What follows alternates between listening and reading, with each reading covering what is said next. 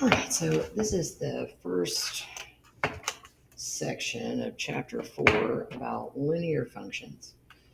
And, a lot of this that you've seen before from previous classes in high school. Um, so, a linear function is just a graph that's a line, right? So, this type of function can be written in the slope intercept form or the very familiar y equals mx plus b. Right, so to put everything in context, we'll kind of look at a few representations of a linear function using this scenario. So we have a maglev train traveling a long distance, maintaining a constant speed of 83 meters per second for a period of time once it is 250 meters from the station. So we'll come back to that in just a minute, but just a couple of things to remind you of. The y equals mx plus b, the b is the y-intercept, and the m is the slope. And this is just any point x and y that's on that line. Then we can also use function notation, and adding to the y-intercept and the slope, we can think about the x as the input and f of x as the output. And so in this particular scenario, if we use the function notation, we might say the total distance as a function of time. That's what this is. So the output is the distance, and the distance depends on time as a function of time. Can be modeled with this particular linear function. So 83 is the slope, also known as the rate of change, or how quickly the output is changing with respect to the input. We can also say, change in y over change in x, or we can say change in output over change in input, however you want to do that. And then this is interpreted as the y-intercept, but also the initial value of the function, right? So this is the initial distance at time equals 0. So when we start. So we can also look at these, instead of in this function notation, we can look at it in a table of values, which is just an XY table or an input output table, where the time is the input, aka x, and the d of t is the output, aka y, so time and distance. And so we can see here, these are just x's and y's, or inputs and output pairs. And you can kind of see the rate of change a little bit better here, because the interpretation of the slope, which is 83 from our function above, is that for every 1 second increase in time, there is an 83 meter increase in distance. And so we can interpret the slope as, this fraction that we're used to seeing here, even if it's a whole number and we just place a 1 on the bottom. So there is, for every 1 second, there is an increase, because this is positive, of 83 meters in distance. So if we're looking for the units on the slope, we just take the units of these two things. So 83 meters per second is the rate of change for the distance, aka the speed. So we can also look at this in graphical form, and just a couple things to notice here. This is a positive slope line, which means that the function is increasing, or the distance is increasing over time. And then we can also notice that here is the y-intercept, and we can pull that out of the function and see here that it's the point 0 to 50. And from our equation, that would be the b, or the y-intercept. One other thing I want to mention is there are two different domains when we're working with functions. You have the mathematical domain, which if you look back, you'll see that for any linear function, the mathematical domain, because there's no division by 0 or negative roots or anything like that, it's just all real numbers. So this function, we can plug anything into it, right, and get anything out of it. But the contextual domain is where we have to consider the situation. And negative numbers don't make sense, because the input, which is what we're talking about when we're talking about the domain. The input is time. And so it makes sense in the context for our domain to look more like this. So we know 0 is the lowest amount of time we're going to go. We're not going to have -5 seconds or anything like that. So that's the difference between the mathematical domain looking just at the function like we did in the last chapter versus the contextual domain where we also have to consider what actually makes sense according to what the inputs are. So next, interpreting linear functions. This is the word problems, so to speak. You have this scenario about the pressure in PSI on a diver, depending on the depth below the surface in feet. And this is the function. What's the input for the function? Well, that's, D. This is the depth. And the output is the pressure, P of D, which is the pressure as a function of the depth. So this is pressure in PSI. And let's make sure we indicate here that this is the depth in feet. So now let's talk about the y-intercept and the slope in context. So the y-intercept of that function is going to be 14.696 because it's the one that's added on, right? So this would be the mx plus b here. And that's interpreted as the pressure in PSI at a depth of 0 feet, aka that initial value that we discussed. So here the slope is 0.434 or 434 thousandths. And so for every 1 foot increase in depth, there is a 0.434 psi increase in pressure on the diver. And again, that's because this is a positive slope, so it is increasing. Looking at graphs, we can say if functions, linear functions, are increasing, decreasing, or constant based on looking on if they're going up, down, or just perfectly horizontal, which is constant. And we need to understand that the slope m in this case is positive, aka greater than 0. The slope here is negative, aka less than 0. And here the slope is 0. And so just depending on the value of m or the slope, we can immediately determine whether the function is increasing, decreasing, or staying at a constant value. Slope is a rate of change. This is just the plain old slope formula that you've seen a gazillion times. This last part is just if you have 2 points, right? So if you're given 2 points, the first being x1, y1, and then you have an x2, y2 for the second point, you just apply this formula to obtain the rate of change or the slope. And these are just some other ways of looking at it in terms of input and output, rise over run, change in y, change in x, which we've all seen before in the previous chapter. So just to do an example with you, if f of x is a linear function and these two are points on the line, find the slope. Well, this is the first point, so we label it x1, y1. It's just an x and a y. And this is the second point, so we label it x2, y2. And then we're just going to apply this formula. So that'd be 1 minus -2 divided by 8 minus 3. And then we'll just perform that calculation, and you'll see that the slope or the rate of change for this line is 3 over 5. And so is this increasing or decreasing? Well, it is positive. It's increasing.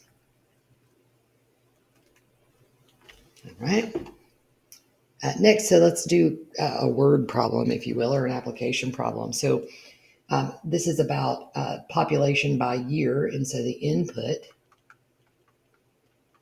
would be the year, 2008 and 2012.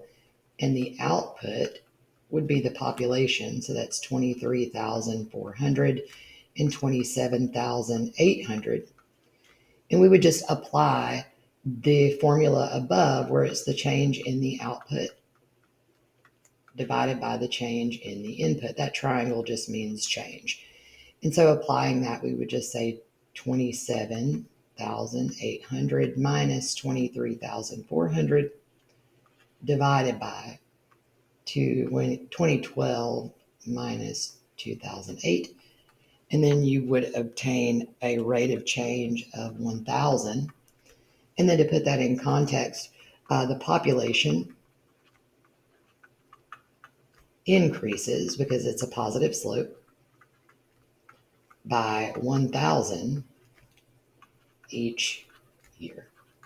Right, so that interpretation is going to be important. You'll have to know how to do that. So make sure you kind of keep in mind how you would interpret the slope, not only calculate it. So writing and interpreting an equation for a linear function. So now I'm going to give you 2 points, and we're going to write the slope-intercept form of a line. So recall that the slope-intercept form is y equals mx plus b, where m is the slope. So we're going to need 2 things. The first thing we need is the slope. And this is a little different representation, but if we understand input and output, that's not terribly difficult. So this can be interpreted as a point with input 3 and output -2. And this would be input 8, output 1. And so we have our 2 points that we need for our slope. And so calculating that, it'll just be 1 minus -2 over 8 minus 3. And again, we just calculated this one. And so the slope is 3 over 5. And the next thing you're going to need is the y-intercept, which is b. And so how do we find this value? Well, once we have the slope, we can use the slope in any point to get the y-intercept. So use slope in either point to get the y-intercept. And so I'm going to write what I know so far, and that's y equals 3/5 x plus b. And what I'm looking for is actually this right here, right?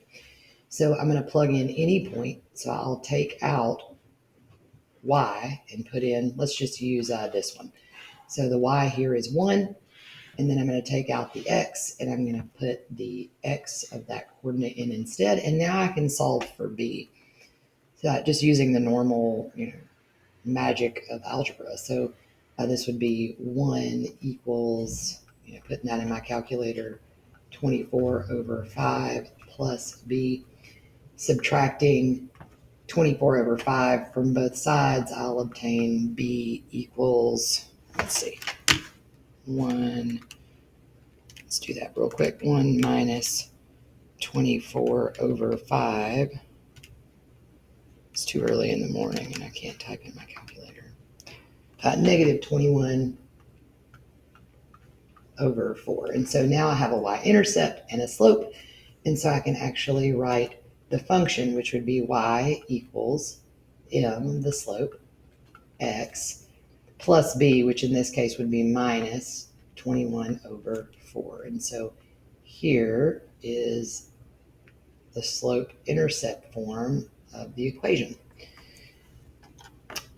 So real world problems, this is writing a function from a context. And so again, you need to keep in mind that we are looking to write something that looks like this, mx plus b, where b is the initial value, and this is the rate of change. So he has 200 songs in his music collection. So that's my initial value, right? Initial value 200 songs. Every month he adds 15 new songs. So this is my rate of change. His songs are increasing because he's adding, so that's 15. Songs for 1 month, right? Each month he's adding. So write a formula for the number of songs in as a function of time. So the first thing we need to understand is the function is in as a function of time. And so this would be the slope or rate of change, 15, times the input, which is t, we know that from here, plus b, the intercept or initial value, which is 200. And so this is the formula for the number of songs as a function of time. And then it asks us to find how many songs at the end of 1 year. Well, that's going to be t equals 12, right? Because we're counting in months and there's 12 months in a year. So we're just going to come down here and use the function we wrote and calculate n of 12. So this would be 15 times 12 plus 200. And that's going to be 380 psalms at the end of a year.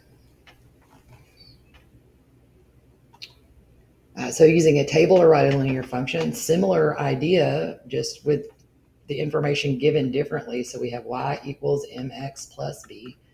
Remember, b is the initial, and this is the rate of change or slope. So I come down here and I can see that this is the initial value because at 0 weeks, which is at the start, it's 1,000. So I know that b is 1,000. And then I just need a slope, right? So I'm going to calculate a slope with any 2 points. It doesn't matter which ones. So I'm just going to pick, this one and this one. And remember, these are XY pairs. So I just want the change in the output, which is this, the 1160 minus 1080 divided by the change in the input, which would be 4 minus 2. And so the slope in this particular case would be 40. And it is increasing because it's a positive slope. And so once I have my m and my b, I just go back over and I plug those things in. So this would be 40x plus 1,000. And to write it in function notation, it would be p of w equals 40 times w plus 1,000, because instead of x being the input, it does indicate here that w is the input and p of w is the output. So that's that. I did have a Heying equation of lines given a graph. This again should be a review. So working off of the idea that we need to be looking at slope and intercept. The first thing I notice is there's only one line that has a negative slope, and that's this guy. Notice the slope here is negative. So I immediately know that this line, or line 4,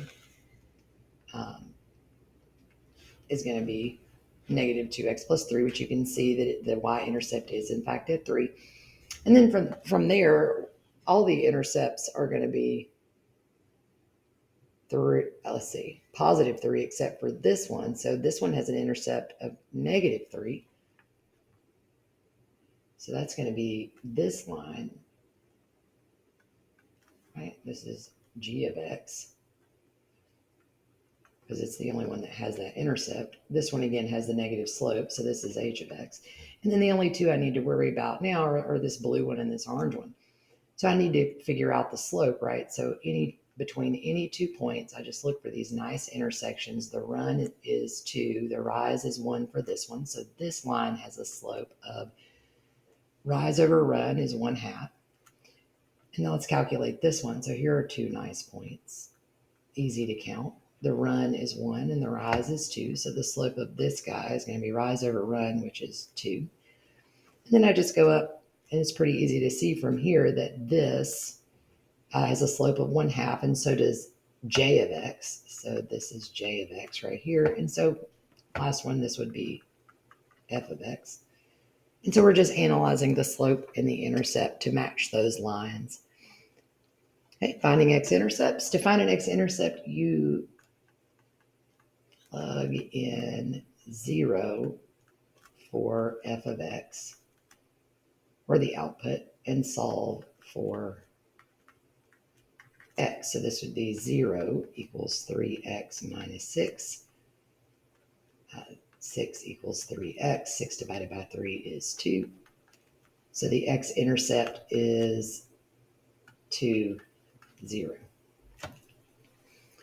Right, determining whether lines are parallel or perpendicular. So parallel lines have the same slope.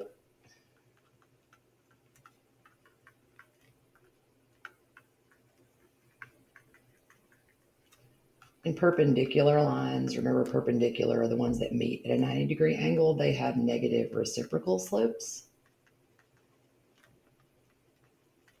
Negative reciprocal slopes.